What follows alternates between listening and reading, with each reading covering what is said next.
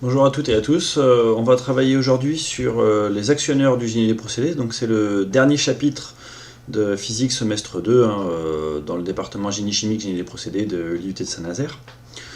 Voilà. Donc on va commencer par parler de principe de la régulation. Voilà, je vous montre un petit exemple d'un régulateur. Donc la régulation, c'est une matière que vous verrez plus complètement en semestre 3 l'année prochaine.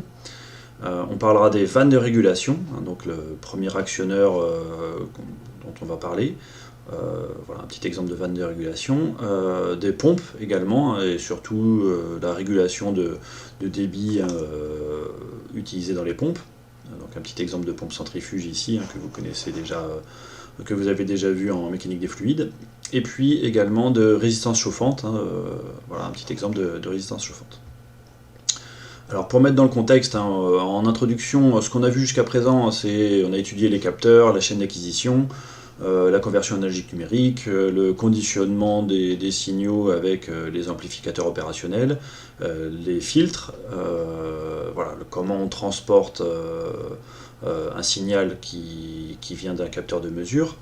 On a parlé des capteurs du génie des procédés, hein, pression, niveau, débit, les capteurs de température, etc. Voilà, donc tout ça, c'est plutôt, ça concerne la chaîne d'acquisition, donc de la grandeur physique que l'on souhaite mesurer et contrôler, hein, jusqu'au système d'acquisition. Maintenant, on va avoir le complément de tout ça. Alors, on en a déjà un tout petit peu parlé de la chaîne de restitution. Voilà, c'est une notion de boucle de régulation, hein, qu'on va avoir en initiation aujourd'hui. Voilà, donc on va repartir plutôt de l'unité centrale d'un ordinateur, alors ou d'un régulateur, d'un automate. On va forcément passer dans le monde analogique, hein, grâce à un convertisseur numérique analogique. On va avoir besoin d'un filtrage, hein, et puis d'amplifier la puissance pour ensuite alimenter un actionneur. Donc voilà le contexte, hein, on parlera des actionneurs, mais aussi un petit peu de cette notion de boucle de régulation. On va commencer par ça. Alors le principe de la régulation, hein, j'ai une petite image que j'ai trouvée sur Wikipédia qui est assez intéressante, hein, d'une régulation cascade, je vais vous en reparler un petit peu après. Donc par définition, hein, la régulation des procédés industriels va regrouper l'ensemble des moyens matériels et techniques mis en œuvre pour maintenir une grandeur physique à régler égale à une valeur désirée qu'on appelle consigne. Voilà, donc on veut maintenir un débit, une pression, un niveau, une température constantes, hein, celles qui vont bien pour les procédés qu'on étudie, pour la fabrication, pour la séparation, la distillation, etc. Si on a des perturbations ou des changements de consigne, donc si la grandeur physique que l'on régule a tendance à s'écarter de la valeur cible, hein, la consigne, ou si on veut changer la valeur de consigne, si on veut augmenter la température ou diminuer le débit, il va falloir que le régulateur, au sens large du terme, provoque une action correctrice sur une grandeur réglante. Donc celle qui va permettre de faire varier cette grandeur physique que l'on veut réguler. Donc le régulateur doit agir sur un actionneur, c'est surtout ça qu'on va étudier aujourd'hui. Hein. Alors les trois actionneurs principaux qu'on trouve en génie des procédés, c'est les vannes de régulation, les pompes et les résistances chauffantes. Pardon, alors sur cette image de boucle de régulation, qui est un petit peu compliquée, hein, c'est une double boucle de régulation, ce qu'on appelle une régulation cascade. Ici, on veut maintenir une température ou contrôler la température dans le réacteur. Donc voilà, on veut la maintenir souvent constante, hein, quelles que soient les conditions. S'il y a un débit entrant, un débit sortant, je vous en montrerai aussi un autre exemple juste après. Pour ce faire, on va contrôler le passage d'eau chaude dans la double enveloppe du réacteur, hein, qui est représentée ici sur les côtés. Donc on va mesurer la température du produit dans le réacteur, donc c'est le capteur de température qui est ici.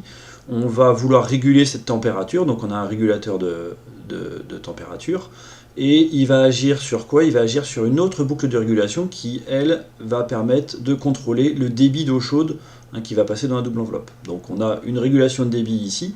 Il faut qu'on connaisse parfaitement le débit, ce qui veut dire qu'on mesure le débit ici avec un capteur de débit, et on va avoir une régulation de débit qui va agir sur une vanne de régulation qui est ici, hein, donc c'est l'actionneur qu'on étudierait là. Donc, la température, la mesure de température va nous permettre de dire quel débit on veut, et puis pour obtenir le débit qu'on veut, on va mesurer le débit et agir sur une vanne de régulation qui va réguler ce débit. Donc voilà, une double boucle de régulation, hein, régulation donc dite cascade.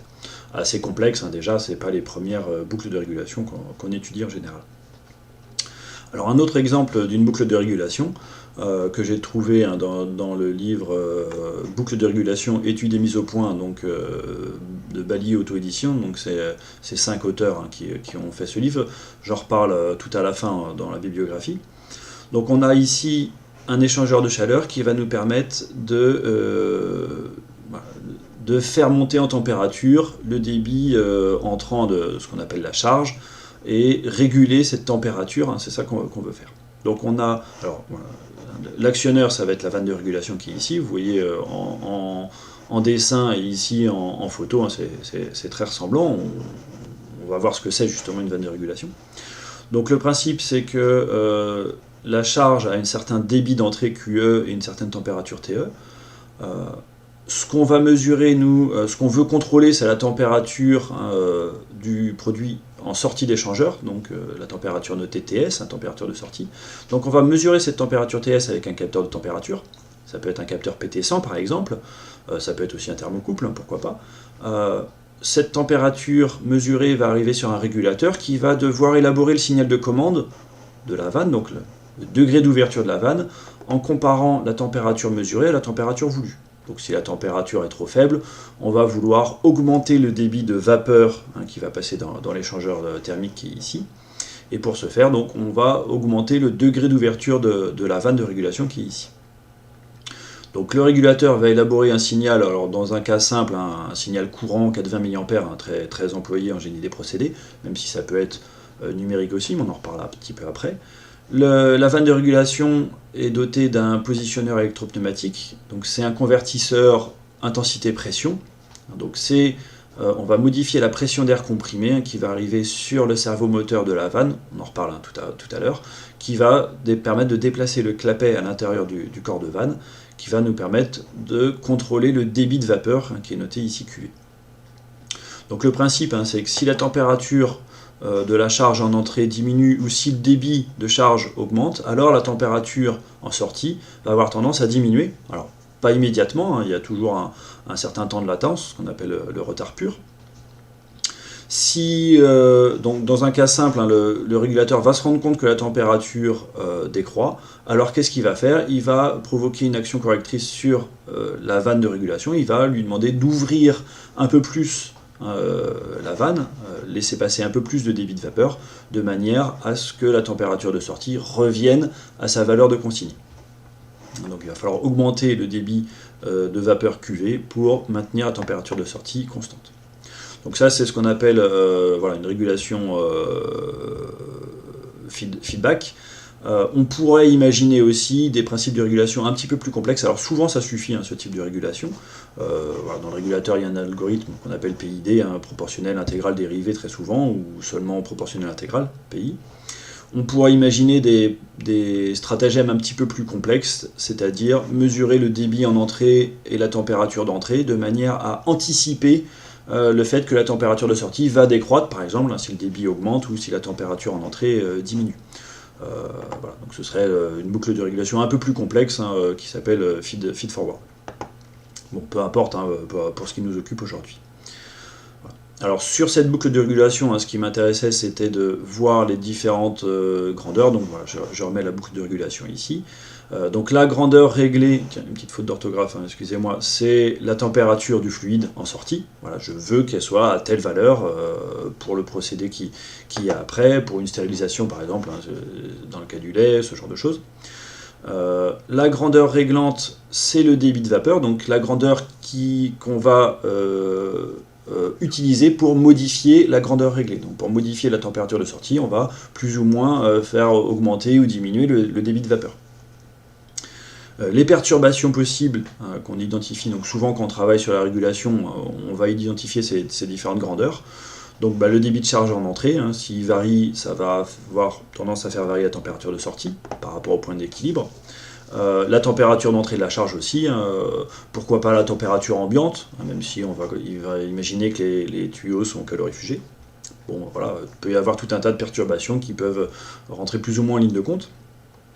L'actionneur, hein, pour ce qui nous occupe principalement aujourd'hui, c'est la vanne de régulation, qui est ici avec un positionneur électropneumatique, on en reparlera tout à l'heure.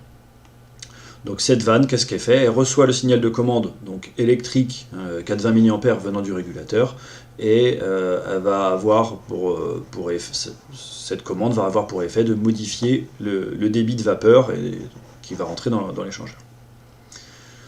Alors, quelques informations toujours sur la régulation. Donc, les critères de performance d'une régulation, encore une fois, vous verrez ça un petit peu plus tard, hein, mais on va parler de précision. Quelle est la différence relative entre la consigne et la grandeur physique régulée, hein, donc ce qu'on appelle l'erreur statique. Voilà, s'il subsiste un écart constant entre ce qu'on veut obtenir et ce qu'on obtient.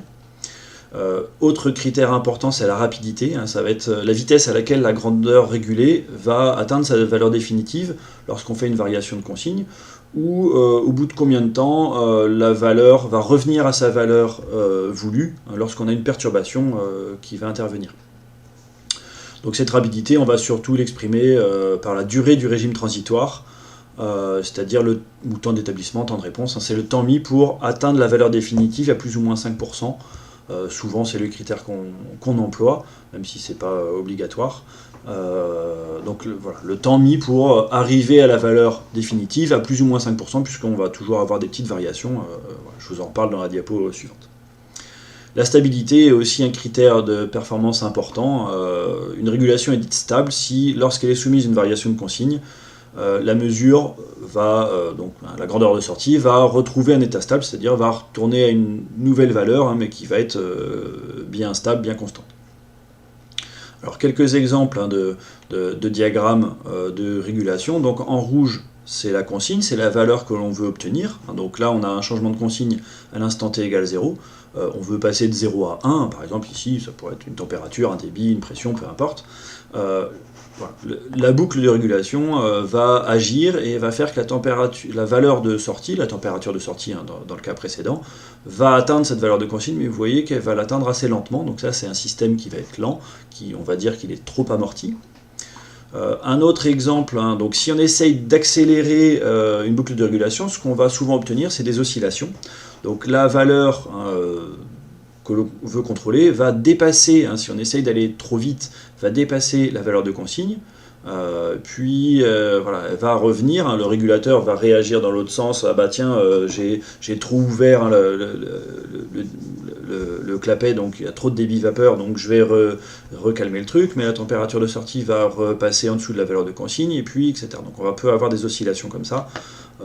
Donc s'il n'y a pas assez d'amortissement ici, on a essayé d'aller un petit peu trop vite, hein, on essaie de réguler. Donc ça veut dire que dans une boucle de régulation, il va falloir faire un compromis entre la rapidité et puis quand même essayer d'obtenir une stabilité importante. Donc ici, une même boucle de régulation, un entre-deux, hein, entre un système trop lent et puis un système qu'on a essayé d'aller faire trop vite. Voilà, on obtient un...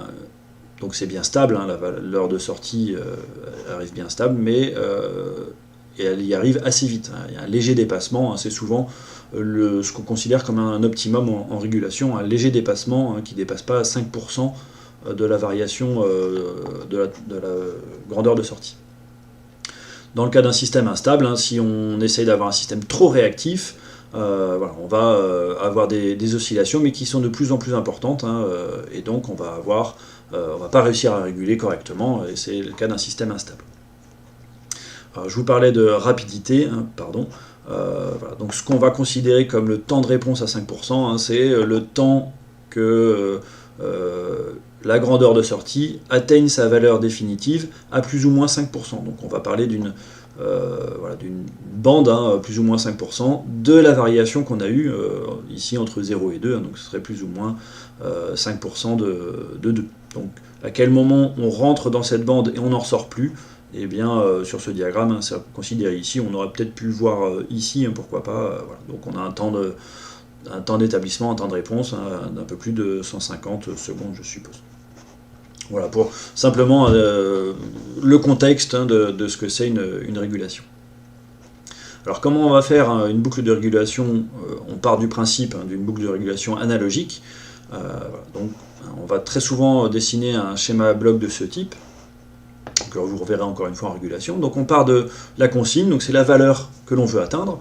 on va la rentrer dans le régulateur. Alors ça peut être directement sur l'écran du régulateur, ça peut être via un ordinateur qui envoie un signal au régulateur. Le régulateur peut être inclus dans un automate, ça peut être dans le système de conduite centralisé, etc. Donc le régulateur, qu'est-ce qu'il va faire? Il va élaborer un signal de commande 420 mA dans le cas d'une boucle de régulation analogique vers un actionneur. Donc un actionneur, ça peut être une vanne, ça peut être une pompe, la vitesse de variation d'une pompe, ce genre de choses. Donc l'actionneur va agir sur la grandeur réglante, c'était le débit de vapeur dans l'exemple précédent. Cette grandeur réglante va agir sur le procédé et donc va faire modifier la grandeur réglée, ce qu'on appelle aussi la mesure, la grandeur que l'on veut contrôler.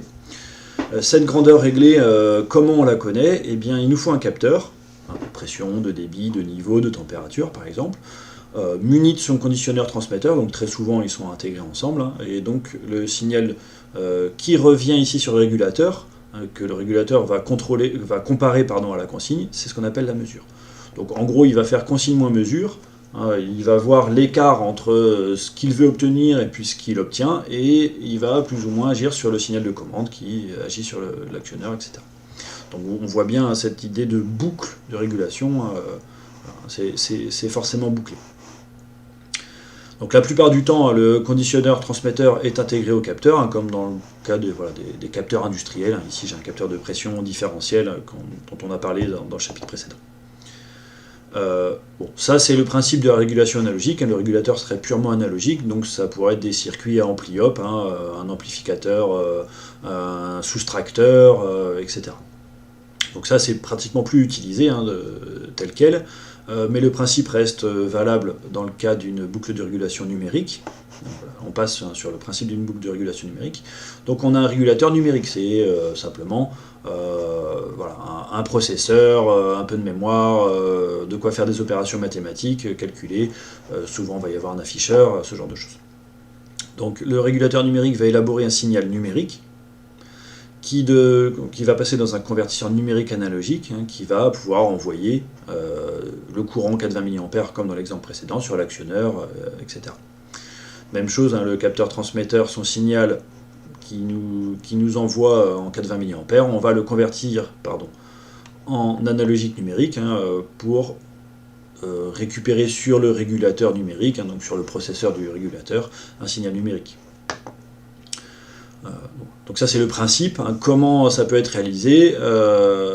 La plupart du temps, le régulateur va prendre en charge les conversions analogique numérique et numérique analogique. Donc on a le régulateur avec ses convertisseurs CAN et CNA, donc c'est un seul boîtier intégré, un exemple de régulateur, ça va être ça, donc on voit bien que c'est numérique, il y a un calculateur dedans, etc.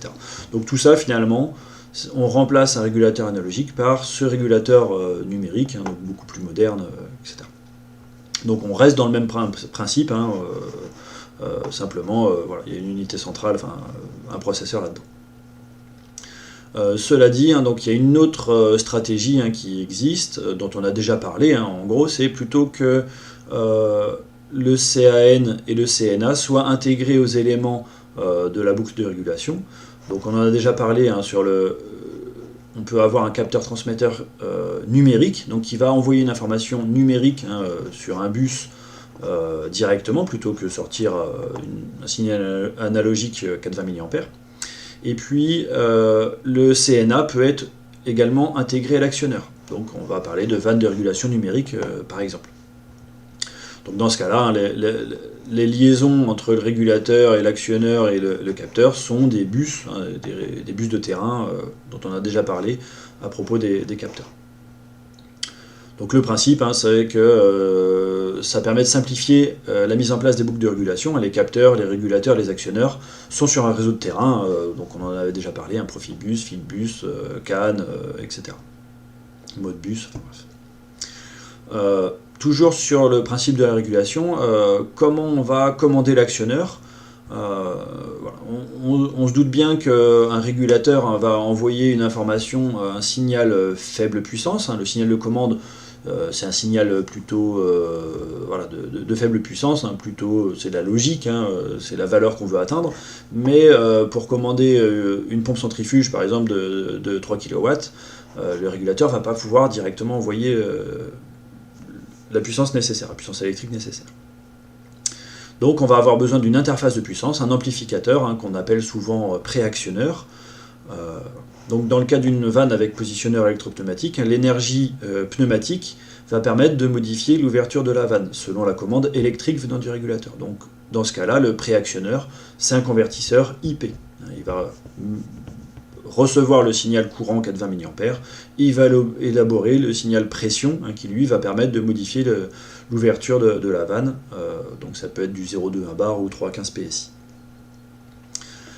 Donc on va attaquer maintenant la deuxième partie, hein, donc voilà, on va étudier maintenant les trois grands actionneurs du génie des procédés.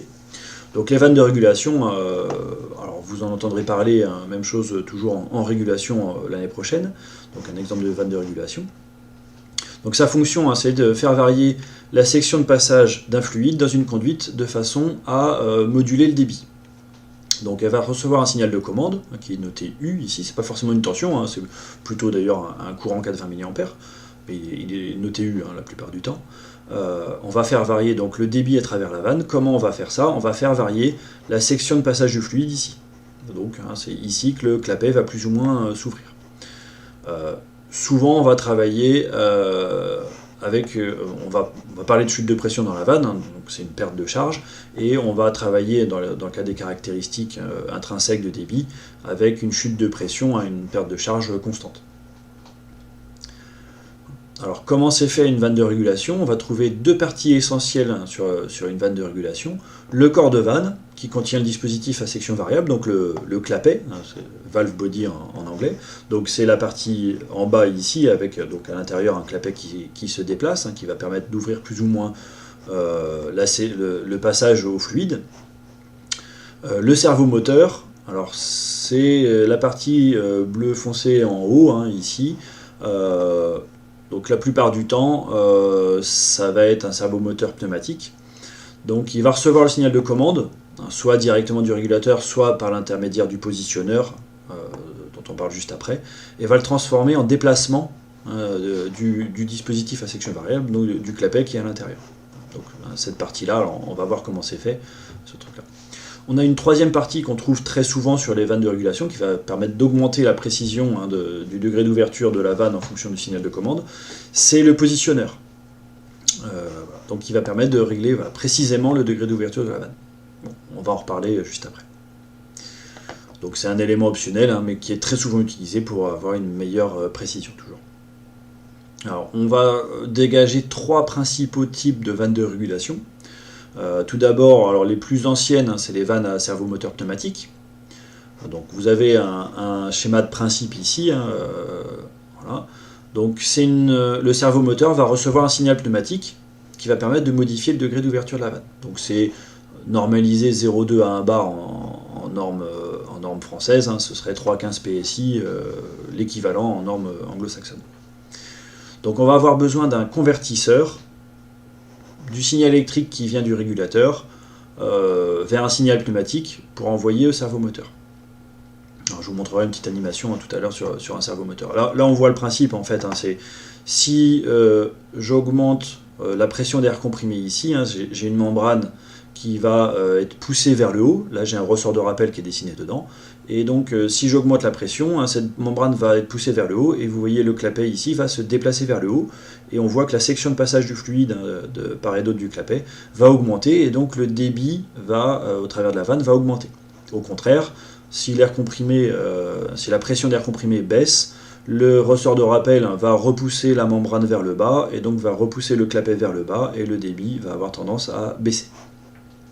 Et là, c'est le cas d'une vanne directe d'ailleurs. On en parle juste après aussi. Donc 0,2 à 1 bar, hein, c'est la norme française, ou 3,15 PSI pour les normes plus internationales.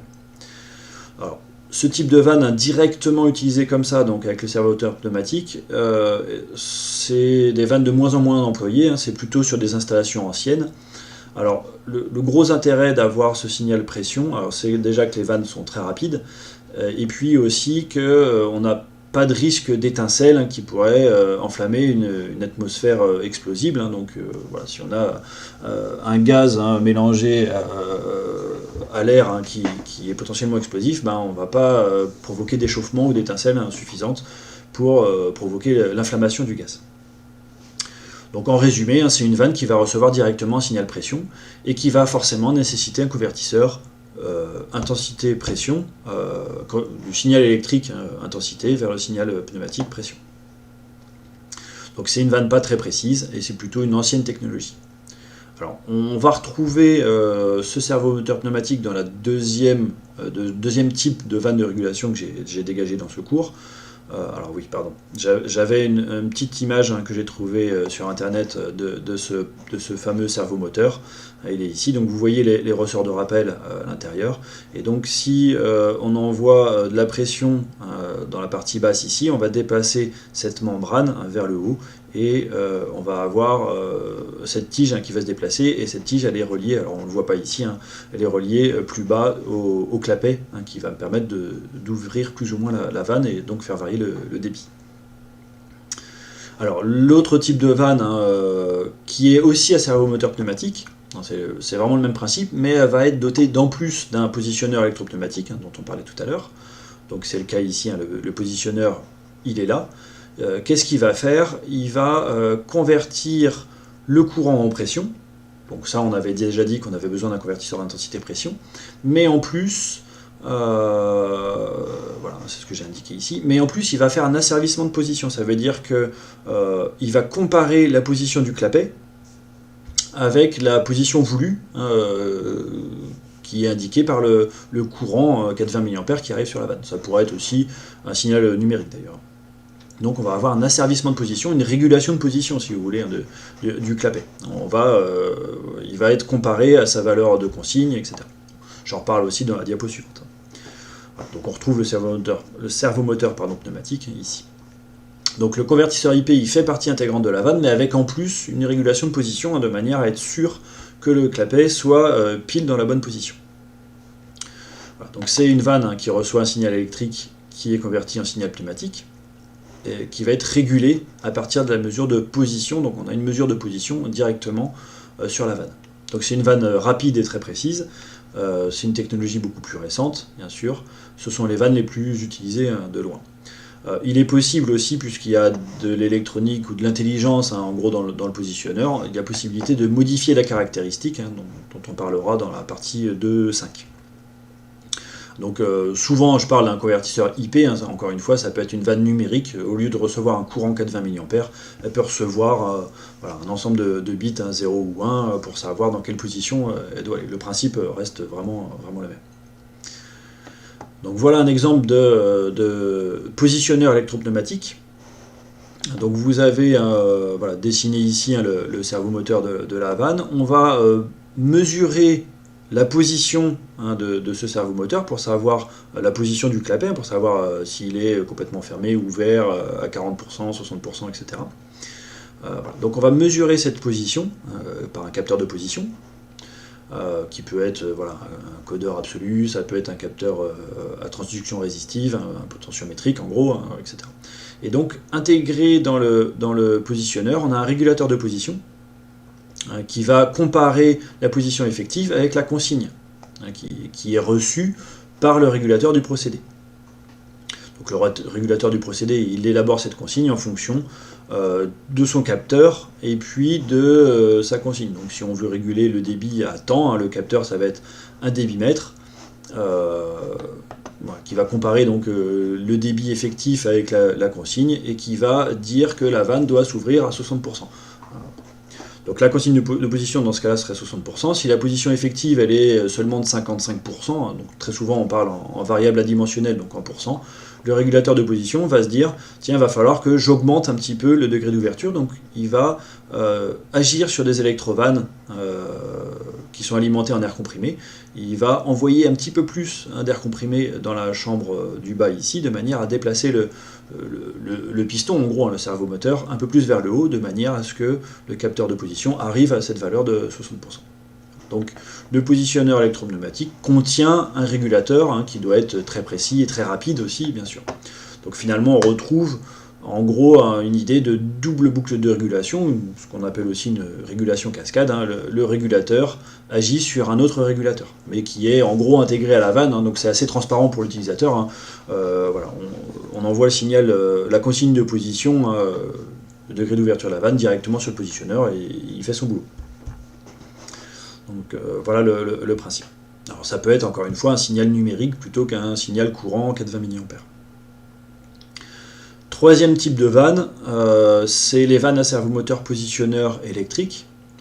Voilà, donc elles contiennent un positionneur, etc. Donc un exemple de vanne ici. Donc plutôt que d'avoir un signal pression qui va agir sur un servomoteur avec une membrane, un ressort de rappel, etc.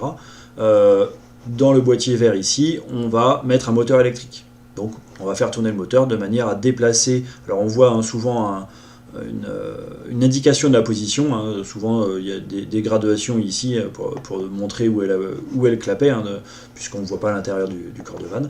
Voilà. Donc le moteur va tourner pour faire monter ou descendre le clapet qui est à l'intérieur ici. Voilà. Ce type de vanne est pour le moment assez peu utilisé dans les industries du domaine du génie des procédés, tout simplement parce qu'elle est trop lente. Le temps que le moteur tourne pour faire monter le clapet, alors ça peut être assez rapide, mais toujours moins rapide qu'une vanne avec servomoteur pneumatique. Voilà. Je vous en parle quand même, ça existe, pourquoi pas, si on n'a pas besoin de très grande rapidité, ça peut très bien fonctionner. Et ça ne nécessite pas d'air comprimé, mais bon, très souvent on a de l'air comprimé partout dans l'industrie. Alors, une autre distinction que je voulais faire sur les vannes, voilà, il y a beaucoup d'éléments. Pour l'instant, on parlait de vannes 2 voies, donc on va faire une régulation de débit, mais il existe aussi des vannes 3 voies. Et puis on parlera aussi de vannes directes ou vannes inverses. Donc une vanne 3 voies, il y en a 2 sous-types qui existent, une vanne de répartition ou vanne de mélange, ou vanne mélangeuse. Une vanne de répartition elle va vouloir voilà, passer un certain débit qui est noté AB ici. Elle va envoyer un certain pourcentage dans une canalisation A, un autre pourcentage vers la canalisation B. Donc on va aller vers 60% vers A, 40% vers B, ou 80% vers A, 20% vers B, etc. Alors comment ça peut être fait, voilà un petit schéma que j'avais trouvé qui est assez intéressant. Si j'augmente la pression ici, ce clapet ici va descendre, donc on va réduire le débit A, mais dans le même temps, on va augmenter le débit B, puisque ce clapet va plutôt s'ouvrir pendant que celui-là se ferme. Et inversement, si celui-là s'ouvre plus, celui-là se ferme plus. Alors j'avais retrouvé d'ailleurs une image de comment ça peut être fait. On voit bien qu'il y a 2 clapets ici à l'intérieur, leur forme elle est assez particulière, bref. Le débit entrant ici va se répartir entre une partie vers B et une partie vers A. Ce qu'on retrouve aussi sur ce petit schéma. Donc ça c'est vanne de répartition. L'autre type de vanne, c'est la vanne de mélange. Donc au contraire, on a deux canalisations entrantes, un certain débit A, un certain débit B, et une canalisation sortante qui va être voilà, la somme de ces 2 débits A et B. Donc on va mélanger un liquide chaud, un liquide froid par exemple, ou 2 liquides différents, et on veut avoir 80% de A, 20% de B, ou 60% de A, 40% de B, etc. Donc le principe c'est qu'on va en plus se débrouiller technologiquement pour avoir un clapet qui va favoriser le mélange, de manière à ce que le mélange soit le plus rapidement possible homogène. Donc voilà un exemple, vous voyez 3 voies. Bon, ça existe, c'était plutôt pour la culture générale. Dans le cas des vannes à servomoteur pneumatique, donc largement les plus employées en régulation en génie des procédés, on va avoir 2 types, les vannes directes ou les vannes inverses. Donc une vanne directe, c'est ce qu'on appelle aussi une vanne normalement fermée par manque d'air, ou NFMA, ou NF, ou encore air ouvre. Donc ça veut dire que s'il y a absence de signal pneumatique en entrée, la vanne est fermée, donc il n'y a pas de débit. À l'inverse, donc une vanne inverse, est dite aussi normalement ouverte par manque d'air, NOMA ou simplement NO, normalement ouverte, ou encore air ferme. A l'inverse, s'il n'y a pas de signal pneumatique en entrée, elle est complètement ouverte à 100%. Et donc il va falloir envoyer un signal pneumatique pour la fermer. Donc voilà un petit exemple de vanne directe. Si j'envoie de l'air comprimé ici, le clapet va bien se soulever vers le haut et le débit va augmenter. Donc quand la commande croît, le débit croît. À l'opposé, une vanne inverse, donc qui est normalement ouverte. Si j'ai pas de pression, le clapet est complètement vers le haut, le débit est à 100%, le degré d'ouverture est à 100%. Et si j'envoie de l'air comprimé, le clapet va avoir tendance à se fermer et le débit va diminuer. Alors j'avais préparé une petite animation là-dessus. Voilà, c'est bien modeste, mais simplement pour montrer que voilà, si j'augmente la pression d'air comprimé, le ressort de rappel est comprimé et le clapet se ferme, pour une pression de 1 bar par exemple en entrée. Au contraire, si j'ai une pression très faible, 0,2 bar, alors le ressort de rappel est complètement détendu et le clapet est complètement ouvert. Donc voilà pour ces différentes vannes. Alors pour choisir une vanne directe ou inverse, c'est plutôt par rapport à la sécurité du procédé. Qu'est-ce qui se passe s'il y a une coupure de l'air comprimé, une coupure du signal de commande, si la boucle de courant est ouverte, ce genre de choses. Est-ce qu'on préfère qu'il y ait plein débit ou est-ce qu'on préfère au contraire qu'il n'y ait pas du tout de débit? Pour éviter par exemple une montée excessive de température d'un produit qui pourrait s'enflammer, provoquer une explosion, ce genre de choses. Voilà. Ça peut être aussi par rapport à la sécurité pour éviter le débordement dans une cuve par exemple. Donc en cas de pépin, en cas de coupure de courant, en cas de coupure de pression, etc. Bon, on en reparlera à travers des exercices. Alors une petite remarque au niveau toujours des vannes à servomoteur pneumatique, il y a un sens de montage. Alors tout simplement il y a une flèche qui est indiquée sur le corps de vanne, directement en général c'est en fonte. Voilà. Donc le principe c'est que le sens de passage du fluide dans le corps de vanne doit tendre à déplacer le clapet dans la position provoquée par la panne d'air. Donc c'est toujours par rapport à la sécurité. S'il y a une panne d'air, j'ai choisi une vanne directe, donc par exemple je veux qu'il n'y ait pas de débit, je voudrais bien que la pression du fluide en amont ne provoque pas le passage d'un petit peu de fluide quand même. Donc laquelle de ces deux vannes est montée à l'envers, ou laquelle est montée à l'endroit. Voilà. Donc si je regarde bien la première vanne, si j'ai pas d'air comprimé, le ressort de rappel doit être complètement détendu et donc le clapet complètement fermé. Mais vous voyez, la pression amont du fluide va avoir tendance à pousser le clapet et donc comprimer le ressort de rappel. Donc j'ai pas d'air comprimé, mais le clapet va quand même s'ouvrir un petit peu, il va se soulever et je vais avoir un petit débit de fuite. Donc dans ce cas-là, cette vanne-là, elle est montée à l'envers. Au contraire, celle-ci, si j'ai pas d'air comprimé, voilà, le clapet est complètement fermé et la pression en amont du fluide va avoir tendance à le fermer encore plus, si vous voulez, le clapet, donc il ne va pas s'ouvrir, je ne vais pas avoir un débit de fuite dans ce cas-là. Voilà. Encore une fois, sur le corps de vanne, il y a toujours une flèche pour indiquer le sens de montage. Alors on va parler maintenant très rapidement des caractéristiques intrinsèques de débit. Alors il y a différentes caractéristiques sur les vannes. Il peut y avoir des vannes avec une caractéristique modifiable d'ailleurs, par l'intermédiaire d'une cam ou par l'intermédiaire d'un processeur, en gros, d'un petit truc intelligent sur la vanne. Alors qu'est-ce que c'est cette caractéristique? C'est la loi de variation du débit en fonction du signal de commande, sachant que la pression différentielle au bord de la vanne est maintenue constante pour tracer cette caractéristique. Alors, la caractéristique va dépendre de la forme du clapet, pour les vannes conventionnelles, de l'orientation d'une cam dans les cas des vannes à clapet rotatif. Bon, ça, j'en parle pas particulièrement de la technologie des clapets à l'intérieur, vous en avez entendu parler par ailleurs. De la configuration du positionneur, voilà, dans le cas d'un positionneur intelligent, entre guillemets. Alors, on va parler en premier de la caractéristique de débit linéaire. Alors, c'est souvent le plus simple, c'est ce qu'on essaye d'obtenir. Le débit va varier linéairement avec le signal de commande U. Donc, si je mets une commande de 50%, donc dans le cas d'un signal 420 mA, ce serait 12 mA, le milieu de plage, alors le débit va être à 50% de sa valeur max. Si je mets à 80%, il va être à 80%, etc. Donc ça semble être le plus simple. Alors, voilà, une variation de débit delta Q vaut une variation de débit du signal de commande delta U. Encore une fois, c'est marqué U, c'est pas un signal tension. C'est la notation qu'on utilise pour la commande sur une boucle de régulation. Alors ça semble être évident qu'on a envie d'utiliser toujours ce type de vanne, et ben pas forcément, hein, on va le voir dans l'exemple suivant. Donc celle qui est pas mal employée en génie des procédés, c'est ce qu'on appelle une vanne à caractéristique de débit égal pourcentage. Notez quel pourcentage comme ça. Alors le principe, c'est que le débit va varier exponentiellement avec le signal de commande. Alors ça paraît un peu bizarre, hein. Des accroissements égaux du signal de commande provoquent des accroissements égaux de débit relatif. On ne va pas rentrer plus que ça dans les détails, mais voilà. Pour un signal de commande de 50%, le débit, il ne vaut pas 50%, il vaut beaucoup moins.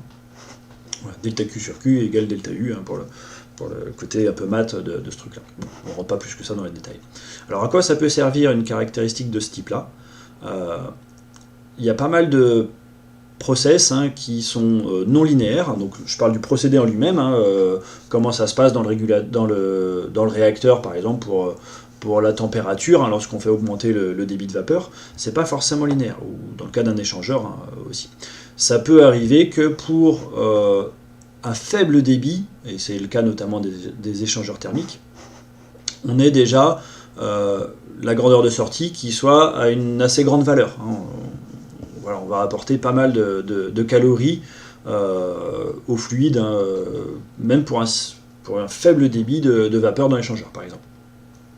Donc la puissance calorifique, hein, en fonction du débit de fluide chaud, va varier de manière non linéaire, plutôt sous forme logarithmique, grâce à la vanne égale pourcentage. Alors ici, hein, c'est le process, hein, là j'ai le débit qui passe dans la vanne, et là j'ai la grandeur de sortie, ça peut être la température par exemple.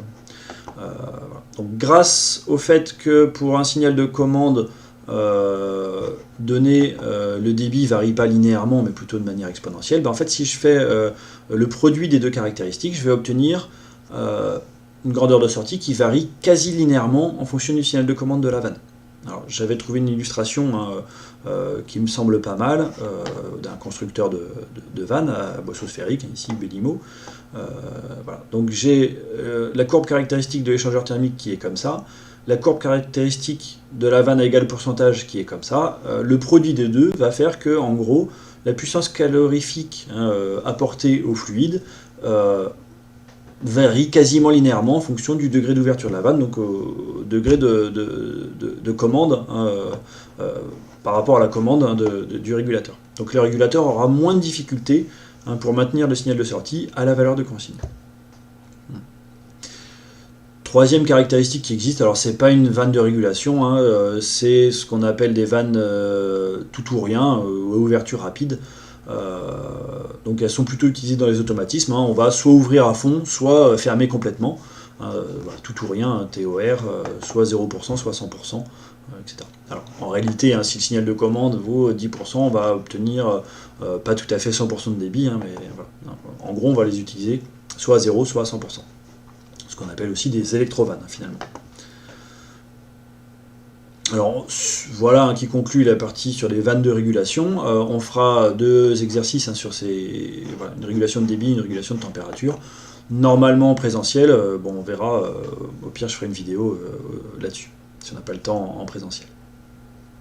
Alors on va parler maintenant des pompes, on va parcourir le domaine des pompes. Alors ce qui m'intéresse en physique, c'est plutôt les électropompes, hein, comment une pompe est couplée à un moteur électrique, hein, voilà. Donc je prends l'exemple d'une pompe centrifuge ici, ou d'une pompe péristaltique, hein. Ce sont des pompes qui sont super chouettes, voilà, à écrasement de tuyaux, hein, bon, je pense que vous avez déjà entendu parler de ce type de pompe. Alors les pompes sont actionnées par un moteur électrique la très grande majorité du temps.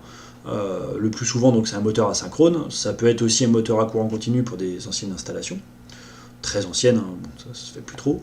Et on va souvent, pas toujours, mais souvent vouloir faire varier la vitesse de la pompe, de manière à faire varier le débit, hein, de la pompe. Donc on va utiliser des variateurs de vitesse à U sur F égale constante, hein, dans le cas des moteurs asynchrones. Voilà. 75% des variateurs vendus actuellement sont pour machines asynchrones. Alors c'est même des chiffres qui sont un petit peu anciens, c'est sûrement plutôt plus, hein, maintenant. Bref. Donc qu'est-ce qui va se passer sur cette pompe? Le variateur de vitesse, hein, va recevoir la commande qui vient du régulateur. Donc le régulateur va dire tiens, je veux que la vitesse de la pompe soit à 60%. Donc, encore une fois, on travaille souvent en variable adimensionnelle, en pourcentage.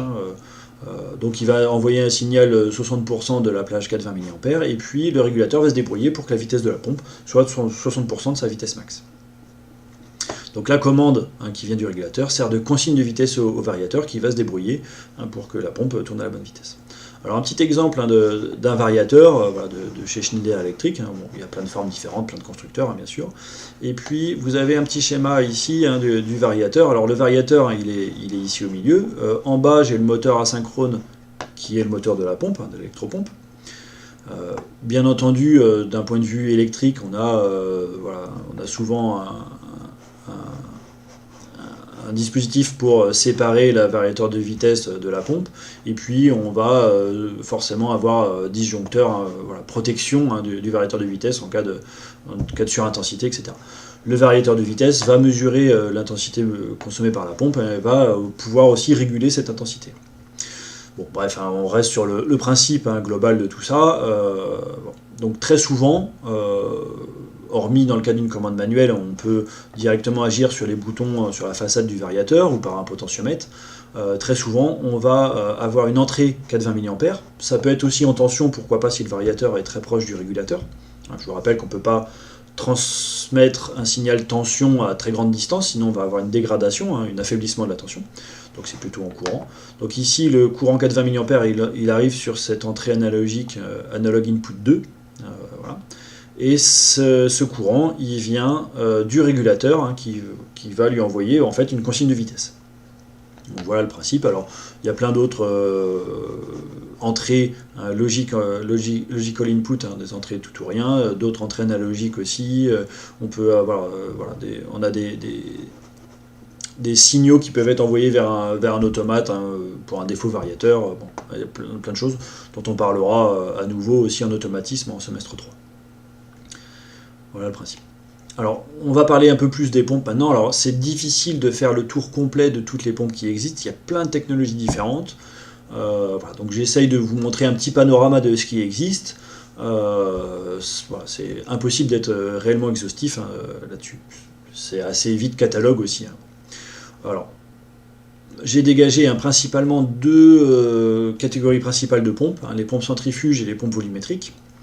Bon, pompes centrifuges, vous en avez déjà entendu parler, pompes volumétriques aussi, bien sûr, mais le mouvement du liquide dans le cas d'une pompe centrifuge résulte de l'accroissement d'énergie qui lui est communiqué, comme son nom l'indique, par la force centrifuge, alors qu'une pompe volumétrique, l'écoulement va résulter de la variation d'une capacité, d'un volume interne occupé par le liquide.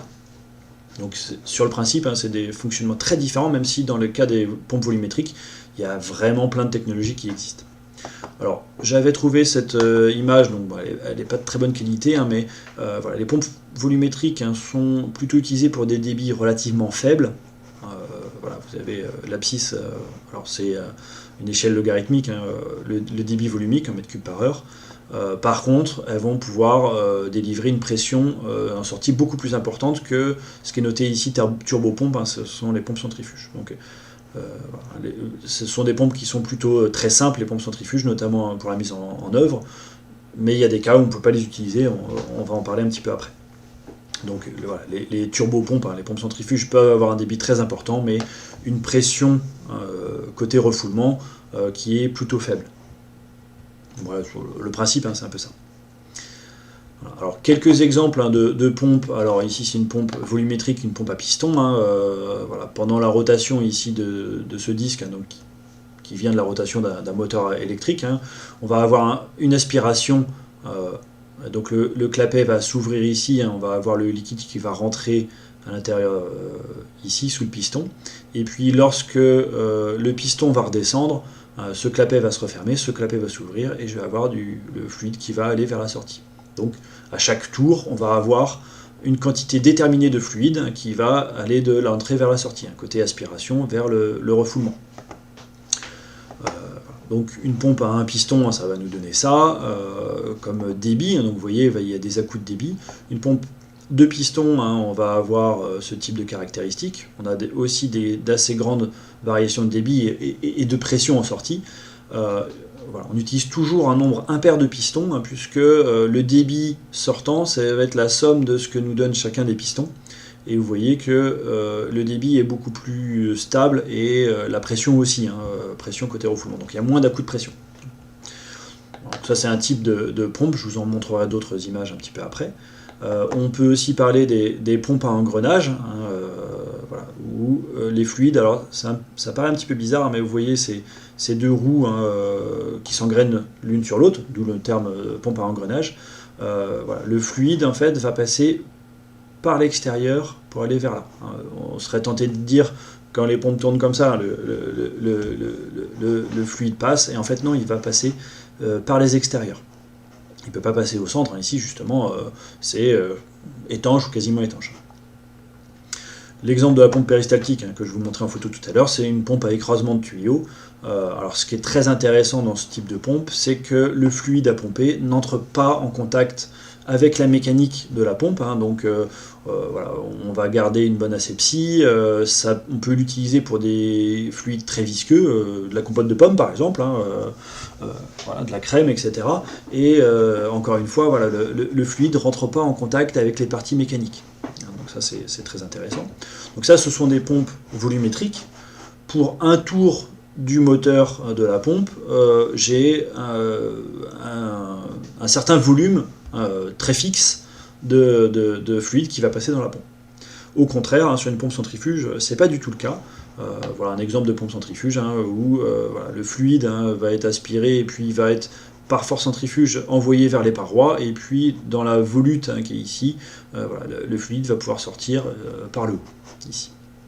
Donc c'est très différent, c'est pour ça que j'ai mis ce cadre rouge, entre les pompes volumétriques, pour lesquelles il y a plein de technologies différentes qui existent, et la pompe centrifuge. Alors, il y a plein de déclinaisons qui existent, hein, il peut y avoir plusieurs plateaux, etc. Mais voilà, le principe reste toujours le même, hein, sur les pompes centrifuges. Alors j'avais trouvé quelques animations qui me semblent intéressantes, hein, voilà, une pompe péristaltique, hein, on voit bien comment ça peut marcher. Des pompes à engrenage, hein, donc encore une fois le fluide va passer par l'extérieur, hein, des roues dentées, hein, rouge et jaune ici. Voilà. Il y a des pompes à lobe qui existent, mais je crois que vous en avez entendu parler en TTF, en semestre 1. Pompe à membrane, hein, qu'on a aussi dans notre hall assez régulièrement, hein, voilà, on va avoir une aspiration d'un côté, un refoulement de l'autre, et puis pour chaque aller-retour, hein, de ce piston ici, on va avoir un volume déterminé qui va aller de l'aspiration vers le refoulement. Autre pompe que j'avais trouvé, hein, sur les animations qui sont très sympas, voilà, une pompe à palette libre, hein, où le fluide va être aspiré de ce côté-là, va passer par le bas, hein, donc voilà, il va être détendu, puis il va ressortir par ici, hein. Là la pression augmente, hein, pour le faire sortir par ici. Une pompe à piston radio, voilà, ils sont sur... bref, ils ont cette forme-là, donc c'est une cam, hein, voilà, ça ressemble pas mal voilà, à certains moteurs à explosion, à combustion interne. Voilà, des pompes à piston en ligne, donc vous voyez, encore une fois, là ça ressemble vraiment beaucoup à un moteur de voiture, hein, tout simplement, un moteur thermique, sauf que c'est l'inverse, hein. Là on fait tourner comment ça s'appelle, l'arbre à cam, si je dis pas de bêtises, et on va faire monter les pistons, et on se débrouille pour qu'ils ne montent pas tous en même temps ou descendent en même temps, hein, de manière à avoir une bonne régularité, du débit en sortie, et moins d'à-coups de pression. Voilà. Encore une animation que j'avais trouvée qui est intéressante, hein, une pompe à piston axiaux, donc c'est celle qu'on voit beaucoup, hein, les pompes à piston, et comme je vous disais tout à l'heure, c'est toujours, il me semble, hein, de mémoire, un nombre impair de pistons, 3 ou 5 pistons, hein, voire 7 pistons qui existent. Alors ici, celle-là en plus a une cylindrée variable, c'est-à-dire qu'en changeant l'inclinaison, hein, vous voyez, de cette partie-là, on va pouvoir faire varier le débit. Donc là je vais avoir un débit maxi, hein, puisque les pistons vont faire on va avoir une grande course, hein, alors que dans cette situation là, voilà, il y a un débit nul. Voilà, c'est technologiquement très intéressant. Bon, je suis pas sûr qu'elle soit très employée, hein, ce type de pompe. On va plutôt faire varier la vitesse de rotation du moteur pour faire varier le débit, hein, à mon avis. Mais, bref, ça existe, hein. Il y a vraiment beaucoup de technologies qui existent. Alors sur les pompes centrifuges, bon là je ne vais pas en parler très longtemps, le rendement est plutôt inférieur au rendement des pompes volumétriques. Le débit est directement proportionnelle à la vitesse, hein, sauf pour les très basses vitesses. Donc à différence de pression entre refoulement et aspiration constante, hein, bien sûr. Ce sont les plus utilisées, hein, elles ont une large gamme d'utilisation, elles sont très simples, elles ont un faible coût, voilà, c'est une technologie bien connue, etc. Mais dans certaines situations, on ne peut pas les utiliser. Alors pour les applications pour lesquelles elles ne conviennent pas, pour des liquides très visqueux, hein, il faudrait une pompe centrifuge énorme pour conférer suffisamment de force centrifuge au fluide pour le refouler, hein, le faire remonter en pression.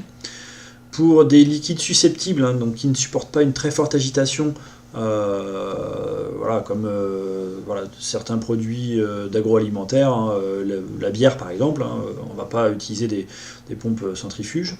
Si je veux faire varier le débit dans une grande plage, hein, même chose, le rendement va être correct que sur une plage de débit limité. Donc c'est plutôt des pompes qu'on fait tourner à voilà, vitesse constante ou entre voilà, 50 et 100% de leur vitesse max en fait. Hein. Alors on ne peut pas aller vers des très faibles débits correctement, etc. Donc dans ce type d'application, on va plutôt utiliser des pompes volumétriques. Par contre, les pompes sous centrifuge peuvent admettre des liquides chargés de particules solides, alors de faibles particules solides, hein, on ne va pas imaginer des gros grains de sable non plus dans une pompe centrifuge, mais voilà, on peut supporter des liquides, de l'eau pas forcément très propre par exemple. Alors, on mettra des filtres hein, pour éviter qu'il y ait des branches par exemple si je veux pomper dans une rivière pour faire de l'eau potable. Une caractéristique qui est assez intéressante sur la plupart des pompes centrifuges, c'est que pour démarrer la pompe, on peut démarrer la pompe avec la canalisation de refoulement bouchée, donc fermée en sortie. Si le débit est nul, alors la puissance consommée par la pompe, c'est dans ce cas-là qu'elle est la plus faible, et donc on va avoir un courant faible au démarrage. Donc ça peut être une stratégie intéressante pour avoir un courant consommé par le moteur, pas trop important, hein, on va fermer la canalisation de refoulement. Quand la vitesse de la pompe atteint une valeur importante, alors on va pouvoir ouvrir. Alors, on peut, hein, sur une pompe centrifuge, fermer la canalisation de refoulement. Hormis pour certaines pompes centrifuges, hein, à plusieurs plateaux, hein, pour lesquels la pression au côté refoulement peut quand même monter assez fort. Alors pour régler le débit, on a trois moyens possibles, hein, principalement. On peut simplement mettre une vanne, hein, donc faire tourner le moteur à vitesse constante, mais plus ou moins fermer une vanne, un côté refoulement. Donc, ce qui s'appelle un débit variable avec perte de charge. On peut aussi, hein, ce qui est beaucoup employé, faire varier la vitesse de rotation du moteur, donc via ce qui est noté ici un convertisseur statique, donc c'est-à-dire un variateur de vitesse, donc avec des composants semi-conducteurs, des transistors ou des thyristors, enfin bref. On peut aussi faire un débit variable avec réglage en canard, donc on va avoir plus ou moins de débit qui va revenir hein, du refoulement vers l'aspiration. On peut aussi imaginer hein, ici à cette intersection-là une vanne 3 voies, hein, donc on a une partie qui va aller vers le haut et une partie qui va revenir côté aspiration. Donc là, dans ce cas-là, même chose, la vitesse de la pompe est constante.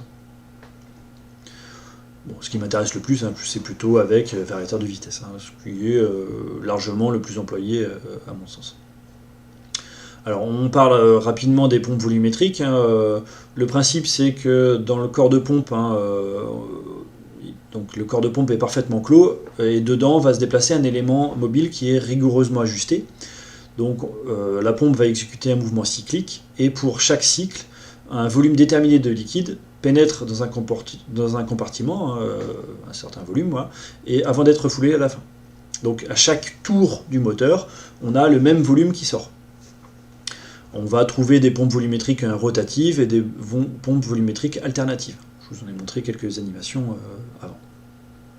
Alors le rendement est plutôt plus important que sur les pompes centrifuges, hein, souvent voisin de 90%, même s'il y a un peu plus de frottement à l'intérieur de la pompe la plupart du temps, voilà, on va quand même pouvoir obtenir un rendement plus important. Mais le prix d'achat est souvent bien plus important aussi, et puis il y a des contraintes hein, pour la mise en œuvre.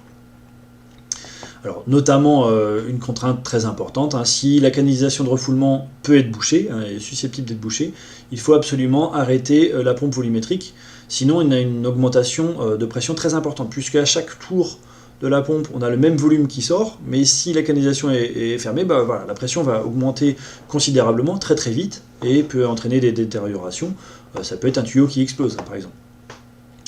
Alors, s'il y a un risque d'avoir fermeture de vanne sur le côté refoulement, donc ici sur ce schéma, il faut toujours prévoir un dispositif de sécurité à la sortie de la pompe. Donc une soupape de sécurité dans ce cas-là, elle est située ici. Si la pression devient trop forte, la soupape s'ouvre et le liquide, côté refoulement, va être renvoyé vers la cuve d'aspiration. Donc pour régler le débit, c'est souvent la vitesse de rotation du rotor pour la pompe rotative. Ça peut être aussi la fréquence ou la course du piston pour les pompes dites alternatives. Donc pas de vanne de réglage sur le circuit de refoulement, à moins d'avoir une soupape de sécurité, toujours.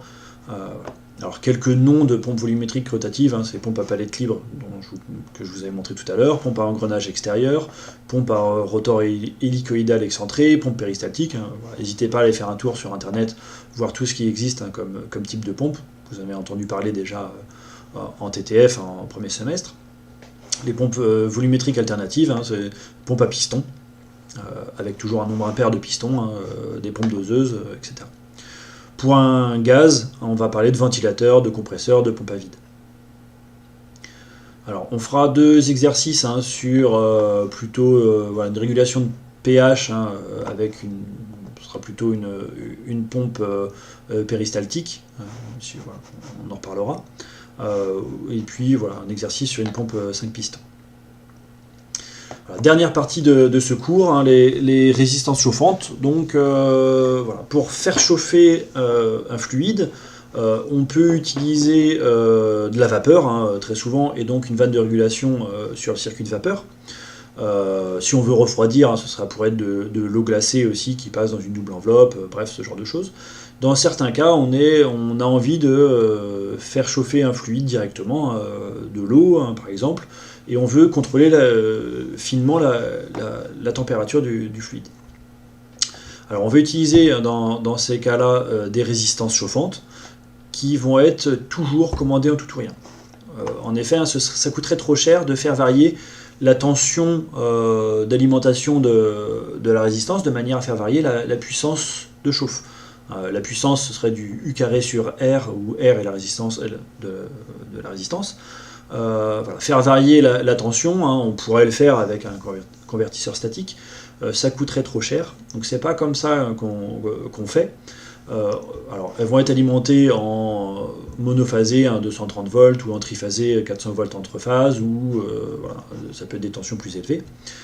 On va plutôt les commander en tout ou rien, c'est-à-dire que si la température est inférieure à la température de consigne, eh bien on va alimenter à fond la résistance. Et puis dès que la température arrive à son seuil voulu, à sa température de consigne, alors on va arrêter de chauffer. Puis la température va redescendre, on va se remettre à chauffer, etc. Donc ça c'est dans les cas simples, une régulation tout ou rien de température. Si on veut une régulation un peu plus fine de la température, dans le cas d'un réservoir, je veux chauffer un fluide dans un réservoir d'assez faible contenance, il va nous falloir une régulation plus précise. Et donc dans ce cas-là, on va plutôt qu'utiliser un contacteur pour alimenter ou ne pas alimenter la résistance, on va utiliser plutôt un interrupteur statique.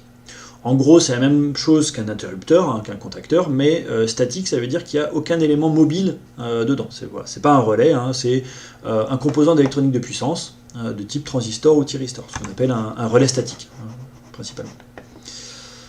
Le principe, c'est que le signal du régulateur, en cas de 20 mA, dans le cas simple, ça peut être numérique aussi, pourquoi pas, va faire varier le temps de conduction de l'interrupteur électronique. Donc l'alimentation électrique de la résistance va être modulée par le signal de commande. Alors ça reste du tout ou rien, mais du tout ou rien, plus rapide, beaucoup plus rapide. Donc voilà, le principe c'est qu'on va faire varier le temps d'alimentation de la résistance sur une période fixe qu'on appelle période de modulation, et ce qui va nous permettre de faire varier la puissance électrique moyenne consommée par la résistance, et donc transformer en puissance calorifique pour chauffer le fluide. Donc on va faire varier la puissance de chauffe en faisant varier le pourcentage de fermeture de ce relais statique. Alors je vais vous montrer tout ça dans la diapo suivante. Alors une autre technologie qui existe, dont j'ai entendu parler il y a très peu de temps, au travers d'un stage d'ailleurs d'un contrat pro d'alternance en licence pro, c'est le chauffage ohmique. Alors, c'est l'occasion d'en parler. Alors c'est plutôt que d'utiliser une résistance chauffante ou plutôt que d'utiliser un échangeur de chaleur, etc. Si je veux chauffer un fluide, je peux le chauffer en faisant passer directement un courant dans le fluide. Donc on a des électrodes, une différence de potentiel entre deux électrodes, et puis le courant électrique va passer dans le fluide, et puisque le fluide a une certaine résistance électrique, une certaine résistivité, c'est le fluide qui va chauffer par effet Joule. Voilà, donc c'est des images que j'ai trouvées sur le site de CIP Automation, qui est justement l'entreprise qui accueille notre alternant en contrat pro dans notre licence pro. Donc c'est un principe que je trouve très, très intéressant, pas mal utilisé pour la stérilisation des produits agroalimentaires, pas que, et puis qui réduit les temps de maintenance, il y a moins de soucis d'encrassement d'un échangeur de chaleur par exemple. Le nettoyage est plutôt plus facile, donc on l'utilise plutôt pour de l'agroalimentaire. Bref, j'ai entendu parler de ça il n'y a pas longtemps, je trouve ça très intéressant. Alors je reviens sur les résistances chauffantes. Donc on va avoir un petit schéma de commande de l'interrupteur statique, et puis on verra un schéma plus développé dans la diapo suivante. Donc on va noter TO, le temps d'ouverture de l'interrupteur statique. Voilà, donc c'est comme un interrupteur à lame de cuivre qui se fermerait et s'ouvrirait, sauf qu'il est statique parce qu'il n'y a pas d'élément mobile. Encore une fois, c'est l'électronique de puissance, c'est des composants semi-conducteurs de puissance. On va noter TF, le temps de fermeture de cet interrupteur. Et puis, voilà, dans un cas comme ça, on voit que le temps de fermeture est important et le temps d'ouverture est faible. Donc l'interrupteur est souvent fermé. Le pourcentage de fermeture de l'interrupteur, c'est ce qu'on appelle le rapport cyclique. Et c'est le pourcentage d'alimentation de la résistance. Donc si elle est alimentée 80% du temps, elle va délivrer une puissance calorifique qui est 80% de sa puissance max. On va noter TM, la période de modulation, donc c'est une valeur fixée. Très souvent en génie des procédés, de ce que j'ai pu voir, c'est des périodes de quelques secondes, 4 secondes sur le TP de régulation que vous ferez en semestre 3.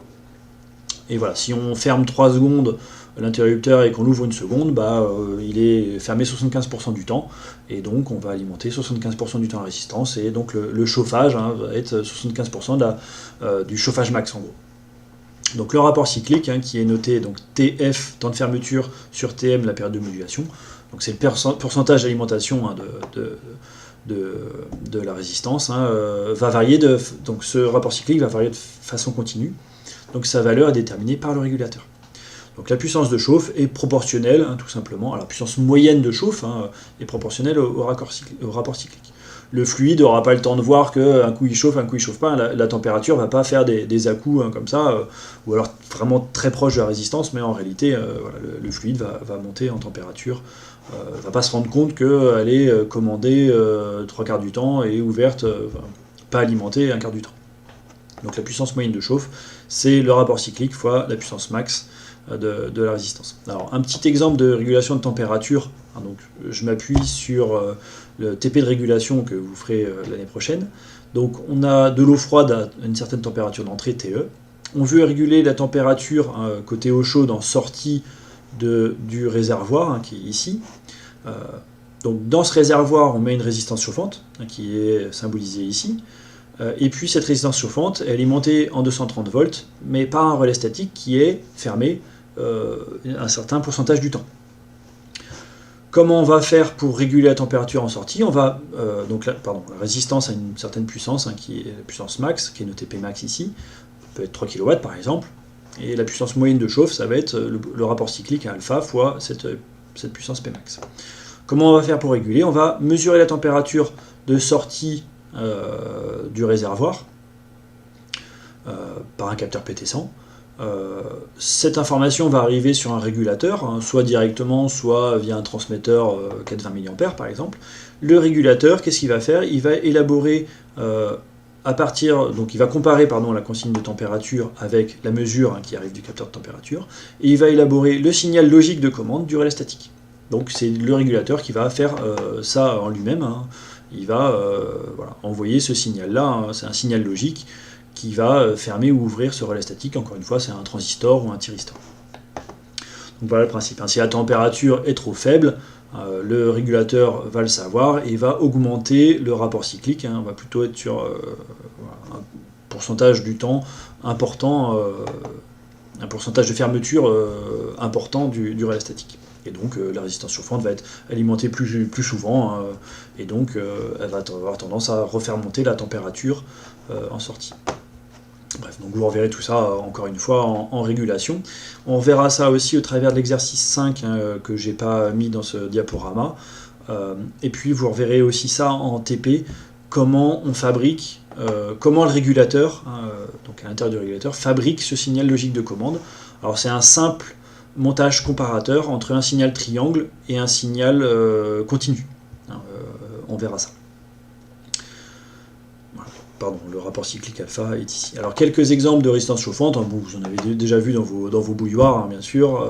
Voilà. Donc industriellement, ça a plein de formes différentes. Ça peut avoir des ailettes, hein, pour favoriser le passage des calories, hein, de la résistance vers le fluide qui est autour.